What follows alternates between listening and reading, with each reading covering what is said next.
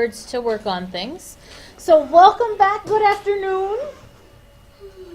Hi. Did y'all miss me? I missed you. I forgot about you. You forgot about me? Yeah. Who are you again? I don't know. Hang on. Let me check my roster. Oh, wait. I don't put pictures in there. Derp. No. Hi, Jesse. You were missed.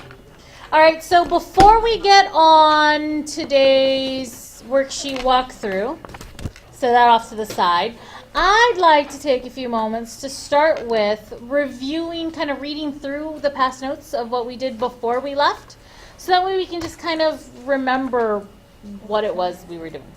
Okay? So here we go. Here's the polygons. This is what we were starting on. We started on looking at the triangle and the quadrilateral angle sums. And we looked at them 180 and 360 respectively. Here we go. We looked at the names too. So 3-side triangle, quadrilateral, pentagon, hexagon. And I gave up trying to draw them. And at some point we were like, yeah, I don't know how to say 77 in Greek or Latin or wherever these numbers are coming from. So you know what? We're just going to give up and we're going to say the English, 77 again. And yeah, gone. And then this allowed us to go, well, what if we don't know the number of sides? And so we're going to use the letter N to represent, I don't know what number this is, but it's a number. And so we can have something called the N-gon. It's a polygon, but we don't know how many sides it has. This led us to our first formula. So there's our first formula. Make sure you have your notes out as you were working on the worksheet and the walkthrough today, because we're going to be using these formulas. So I will be asking for different formulas. Make sure that you have these available to yourself. All right, after looking at the angle sum, what you get when you add up all the angles inside of the polygon, we talked about what a regular polygon is. That it's a special kind of polygon. It's equilateral, meaning what? What are equal? Yeah, say it. What does lado mean?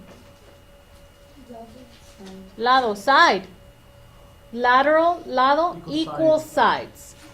And equiangular? Equal angles. All right, so this regular polygon has all of its angles and all of its sides all equal to each other. Okay? Here we had a little walkthrough how you use part of the formula to help you calculate things. We'll do it again together today. And here is the formula for the measure of just one interior angle of a regular polygon. So keep an eye on this formula. We're going to be using it as well today. Remember that this 0 with a belt is called theta. It's not a number. It's a letter, the Greek letter for the th sound, theta. Here's a walkthrough of how we would use it, the same formula, if we were given an angle measure and we were trying to figure out the number of sides. Again, we'll walk through this again today for you. Then we talked about the exterior angles. I grabbed the wrong notebook because I'm very smart that way. We talked about the exterior angles in a polygon, and the fact that they always come in a pair with an interior right next to it, and they're supplementary. You add them to get to 180. All polygons, regardless of their number of sides or polygon type, add up to 360. Those exterior angles are 360 altogether. So I don't think that this part is showing. Let me flip to the right notebook because I just realized that was the wrong class period. 8. You don't have, oh, I didn't write down in yours. Okay, so I'm going to have to use, I don't know what I'm doing today. Because, oh, that was that class period that I was out, right? And you guys copied from another journal? Okay. All right. So if you'll please update this part of your notes for me, this one, make sure that exterior angle sum says that regardless of the number of sides or the polygon type, the exterior angle sum will be 360. And by type, we mean concave or convex. I'm sorry, we mean regular or irregular, not the other ones. Okay, so regular, irregular. And then we have another little formula for you. The exterior angle of a regular polygon. So if you have a regular polygon, you're trying to find the measure of just one of the angles outside, you're going to use this formula. 360 divided by the number of sides or angles. They're the same. Okay? All right, I'll give you a moment.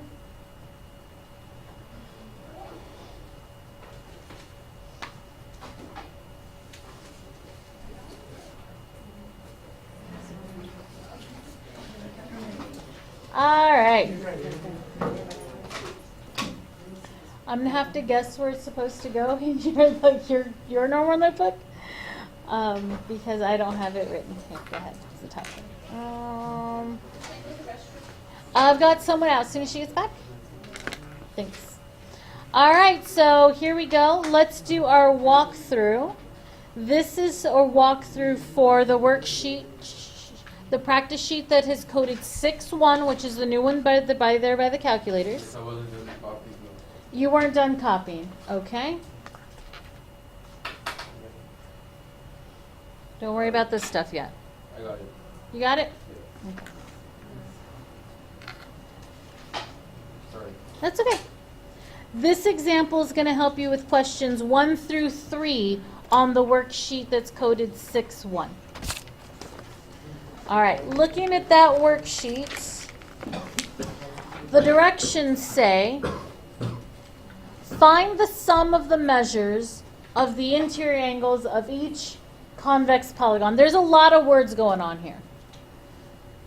But let's think about this for a second. The sum of the measures, that means we're going to add up all of the measures of the interior angles, the ones on the inside. We had a formula for that, didn't we? Let's go back and find it. Can't go back and find it in that book. I have to do it here. Here we go. Polygon angle sum is the sum of the measures of the angles. So there's the formula that we are going to be using. So for 1 through 3, we want to use this formula, which is the formula to give you the sum of the measures of the interior angles.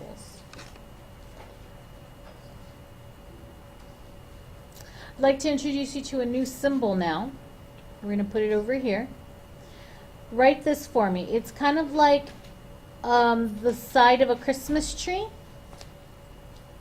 Okay, like you started to draw a Christmas tree, but you didn't complete it, and the Christmas tree only has like 2 levels of leaves. Okay? So an incomplete Christmas tree. And then next to it, kind of small, I want you to write a theta. Those 2 symbols together mean the sum of the measures of the interior angles. Okay, so 2 little symbols to say all of that. Can I introduce you to this funny Christmas tree looking symbol a little more? So off to the side, draw him a little bigger. This symbol, this very fancy symbol, is just an uppercase Greek E. That's it. If the Greeks are going to write something with an E and they want to capitalize the E, that's the little symbol that they write. It kind of looks like an E. Shh. This letter's name is epsilon. Epsilon. Shh. Hey, put it away, please. We're working on the walkthrough right now.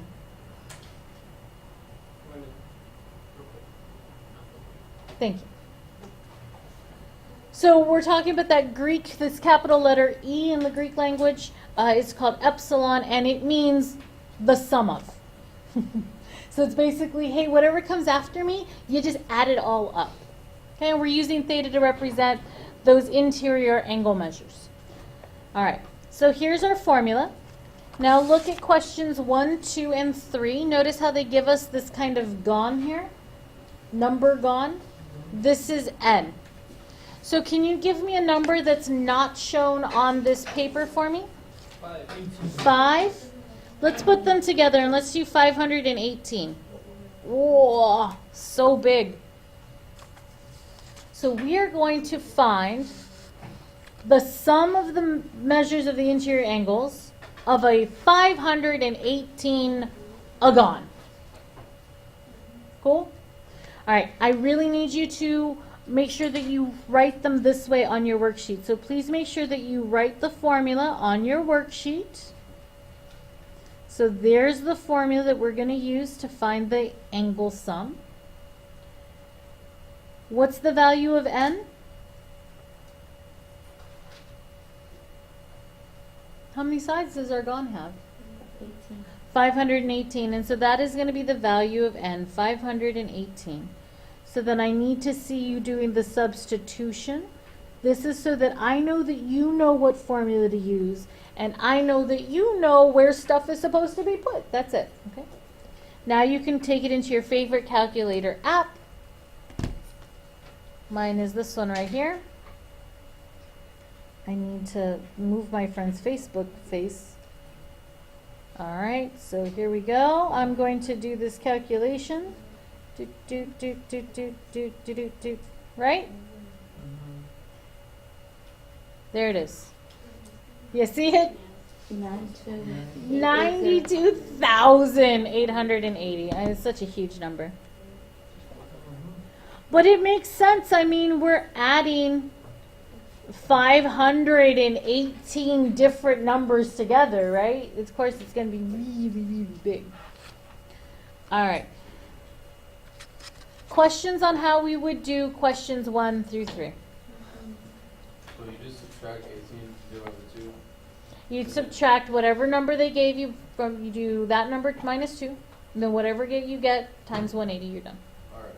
All right, for that's the questions 1 through 3. All right, this next example will help you for questions 4 through 6. Let's take a quick look at the directions. Okay, follow along on your paper because I can't, like I've run out of room. It says the measure of an interior angle of a regular polygon is given. So if you look at the numbers for 4, 5, and 6, those are the measures of just one angle inside of the regular polygon. And all the other angles that are in there are going to have the same measure. They want us to find the number of sides of the polygon. This is going to require the use of this formula. We're using this formula because this formula gives you the measure of one interior angle. And that's what we've been given. I'll do number 4 with you. So if you'd like to please do your walkthrough for this one on your actual worksheet, that's okay. Or on your worksheet, you can write C notes, and I'll know that you have written it in your notebook. Okay? All right, that way you don't, unless you want to write it twice, you can, but that'll save you some work. All right, so we're going to start with, there's the information for number 4. We're going to start with this formula, and I'm going to write it again. Theta equals n minus 2, all of that times 180 divided by n. Now I'm going to substitute for what I know. This number they gave me is the measure of that one angle, which is theta. So I'm going to replace theta with 144.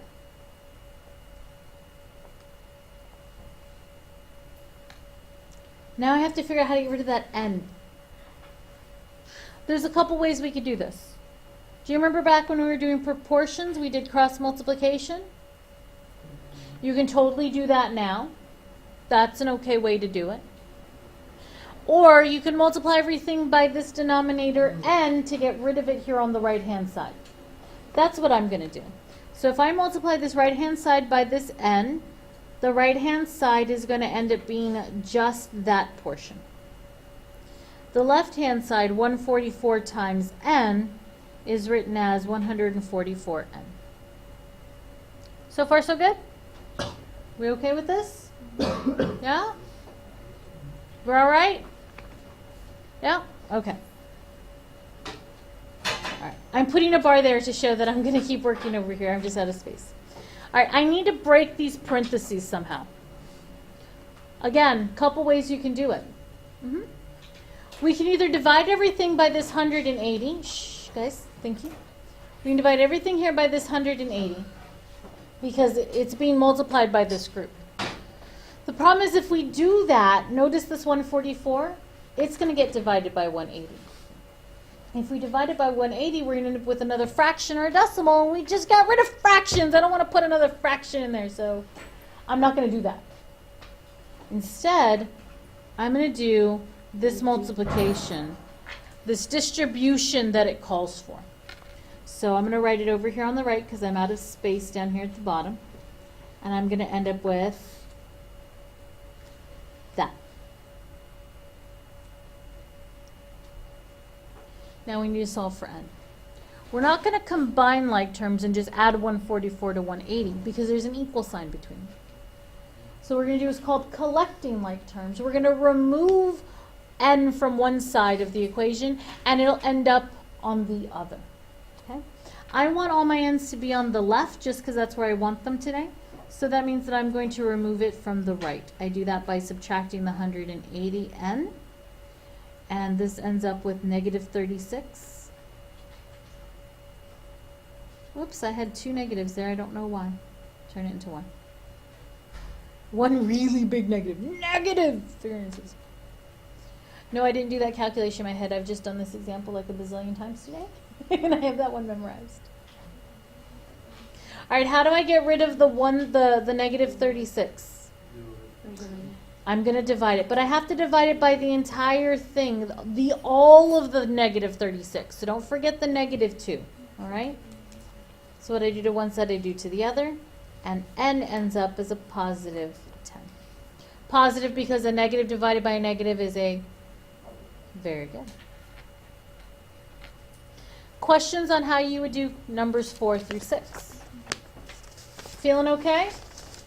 Make sure you show out all those little steps, okay, until it becomes kind of a little bit more habit, and then you can start leaving off one or two, okay? But until then, really focus on writing each and every little step. I'll leave it there for a few more seconds. Are we good? We're good? All right. I'm out of room, so if you are out of room also, please follow me over to the next page. If you are not, you can continue writing. Again, we're on the walkthrough for worksheet coded 6.1, and this example will walk you through questions 7 and 8. Oh, hiccups. It says, find the measure of each interior angle. And then it gives us a picture. So what does the picture tell us? Well, what kind of shape is it?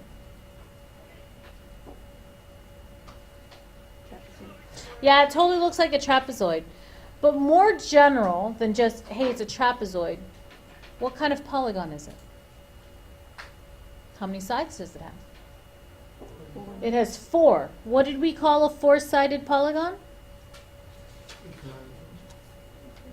Not always. If it were regular, then yes, it would be equilateral. But this is just a polygon with 4 sides. Quadrilateral, or a fourgon. You could call it a fourgon as well. But we have a special name for the 4-sided polygons, and he said that it was a quadrilateral. Now, since we want the measure of our interior angles, we need to think about the quadrilateral interior angle sum. What is our quadrilateral internal angle sum? What do we get when we add up all the angles inside a quadrilateral? Flip back to here.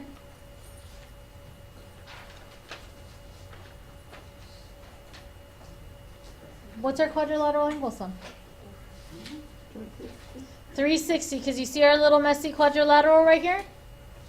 Its angle sum is 360. What does angle sum mean? Add them all up. Add up all of the inside angles. All right, so here's your example. You're going to draw a messy little quadrilateral, and we're going to put in some expressions over here.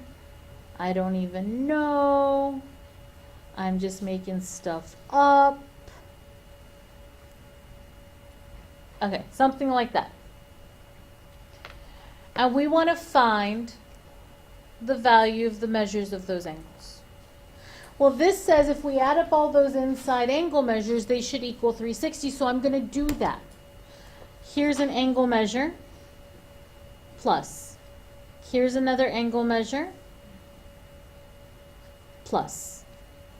Here's another angle measure, plus. Here's another angle measure.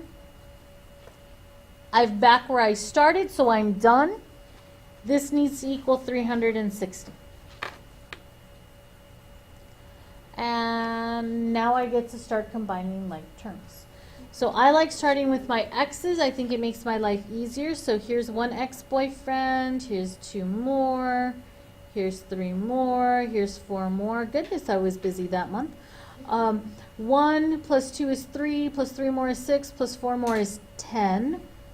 So I had 10. And then here's all my numbers. So 5 minus 3 is 2, plus 12 more is 14.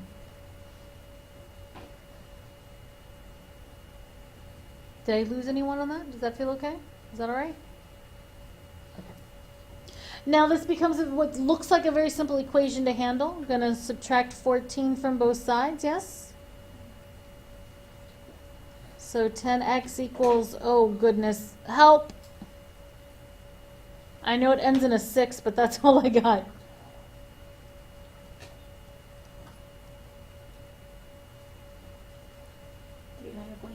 $346, she says, and then x is going to be whatever you get when you take that 346 and divide it by 10. Yes, decimals are allowed. Okay. On this section, round your decimal 3.46. At this point, round your decimals to wherever you like the best, 1 or 2 places. We're going to be really particular with the next one. Any questions on how you would do 7 through 8? Feeling okay with it? All right. Let's look at the very last group, 9 through 14. The directions here state, find the measures of an exterior angle and an interior angle given the number of sides in each regular polygon. Round to the nearest tenth. It's a lot of words. Okay, let's break this down. Find the measures of. Okay, so we're going to bullet point all the things they want us to find the measures of. Find the measure of an exterior angle. Okay, we could probably do that, right? Exterior angle sum, you add them all up, you get to 360. So if we use that somehow, we should be good. They also want us to find the measure of an interior angle. Again, we have a formula that allows us to calculate the interior angle sum, so we could use that. Now, what are we given? We're going to be told the number of sides, so basically n, of regular polygons. Okay. So because we have some regular polygon things going on, we can use our formulas. These formulas will make our life super easy. So we're going to flip back to our notes. And we're going to try to find an exterior angle of a regular polygon. Looking back at our notes, there it is. And that formula was 360 divided by n. Number n was the number of sides, which is what we're going to be given. So this should be really easy to do, okay? You'll see it in a second. The next one is find the interior angle. Again, flipping back through your notes, you are going to find a formula that looks something like this for the interior angle of a regular polygon. Okay? All right, look at the page that has 9 through 14 on it. They give you a bunch of n's, yeah? Okay, so pick an n for me that's not on that page.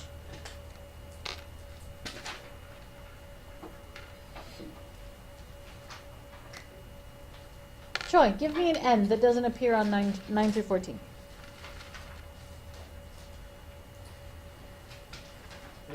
24. 24 is there. Pick one that isn't there. 21. 21. Okay, we'll do 21. All right, so n is 21. Here's how I recommend you finish out this assignment. Make yourself 2 columns. Make one exterior, make one interior. Now write the formulas for each. We're going to do the exterior first, and then we're going to do the interior. The formula for finding the exterior is 360 divided by n. So please write that formula first. Now substitute what you know for n. The value for n is? What was the value of n you gave me, Charlie? 21. And now you get to put it in your calculator. 360 divided by 21.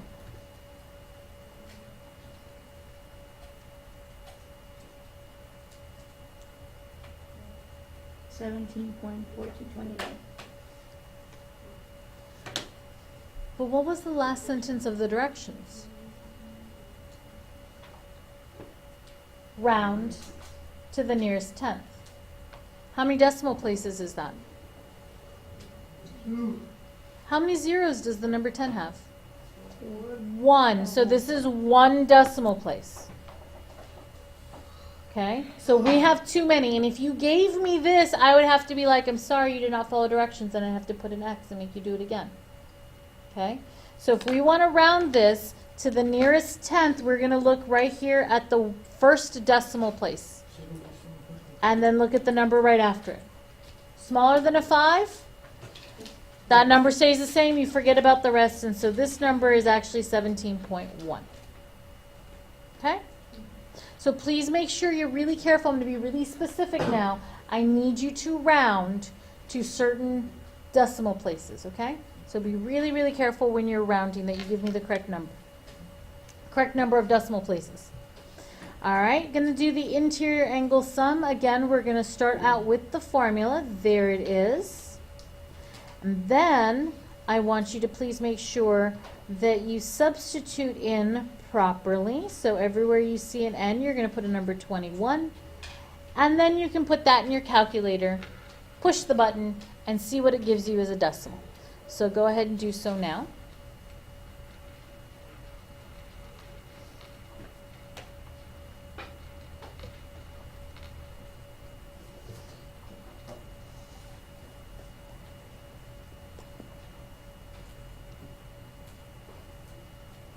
Put this in your calculator, please.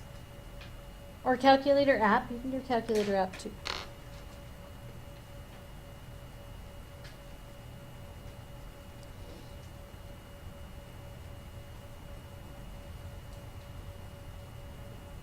One 110. 17.0. 0. It has 1, 7, and a 10. As one. It is. Okay.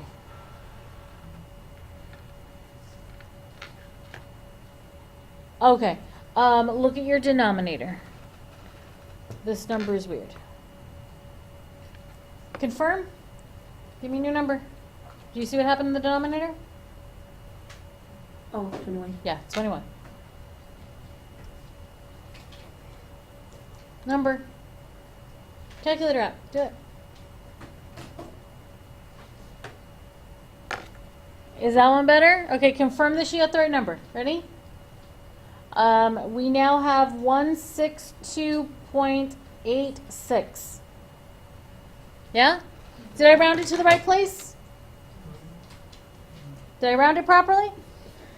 Would you give me credit for this if you told me round to the nearest tenth?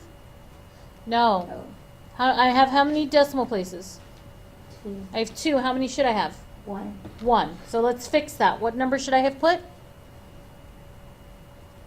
153.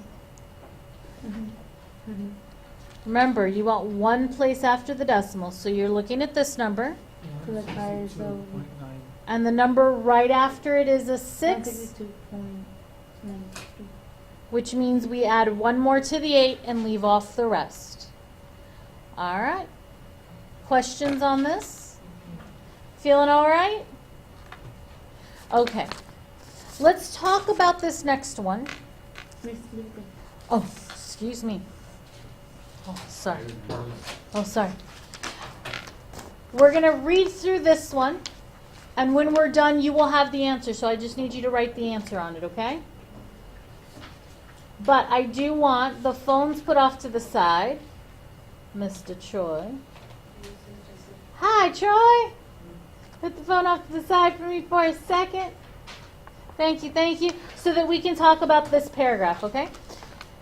All right, can I have a volunteer to read, not worrying about how you're going to pronounce it, especially if it's a word that you don't know, and just pronounce it however you think you can. No, not this period. Thank you. All right, volunteer to read the first word. Doesn't look familiar at all. Just go give a guess. Crystallography. Yeah, it totally looks like it. What it looks like. If I put my hand here, crystal. Ography. Yeah, but when it's in that O's in the middle, we want to make it kind of an O sound so that it's a little easier. Yeah. Well, this we'll figure out what this word means before we talk about that. Crystallography is the study of crystals, including diamonds, to see what makes them better than everything else. Okay? So crystallography, the study of crystals. All right? Someone read for me the first sentence, please. Crystals are classified according to 7 crystal systems. Crystals are classified according to the 7 crystal systems. Very good. We don't know what those crystal systems are yet, but we're going to keep reading. Someone else give me the second sentence, please.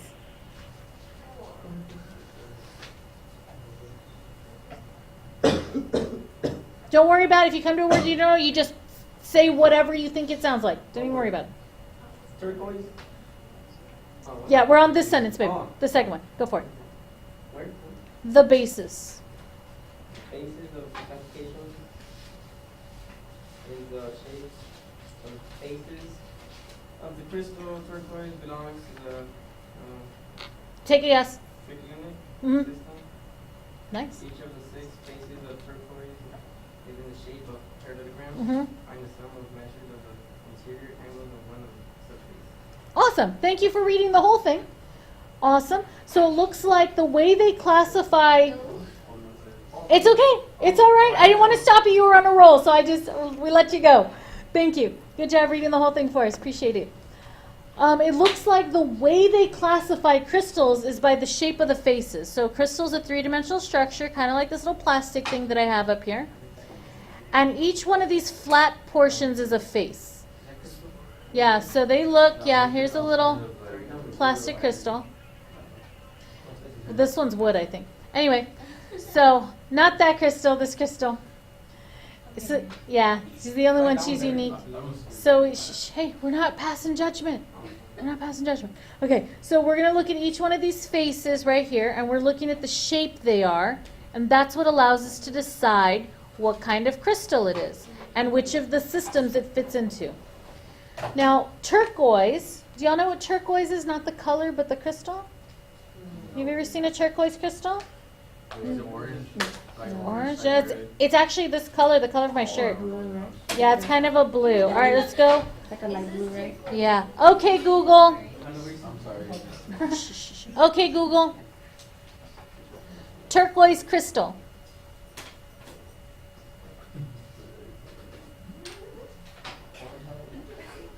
Images. Go to shopping. Right? Let me buy some turquoise. Oh, Whoa. that's nice. This one. Look at this one. Look at that one. This is the most- Isn't that gorgeous? And look at this face right here. Look at this. What shape does that kind of look like? Yeah, like a rectangle. And a rectangle is a it's a parallelogram. And isn't that what you read for us, Jesse? That the face. Yeah, you read for us. Look, each of the 6 faces is in the shape of a parallelogram, just like what we saw in the picture. Yeah. Yeah. All right. Now read the last sentence again for me. So read the lesson. Measures of the interior angles of one such face. So we want to find the sum of the measures of that.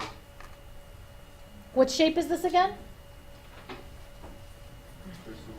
Yes. What shape is the face? Parallelogram. And a parallelogram is what kind of polygon? Parallel, like that one. Yeah, like this one. It has 4 sides, and when it has 4 sides, we call it what? Quadra. Yeah. Quadrilateral. Quadrilateral? What? It's a quadrilateral. What's the angle sum of a quadrilateral? When you add up all the angles inside a quadrilateral, when you add up the angles inside, what are you going to get? What's its angle sum? Your answer is somewhere on this page. Yeah. So they asked for the sum of the measures of the interior angles. So what's the sum of the interior angles of this parallelogram? There you go. You have your answer. Write it. 360. That's it. Okay. Look how smart you guys are. Awesome. Thank you guys very much.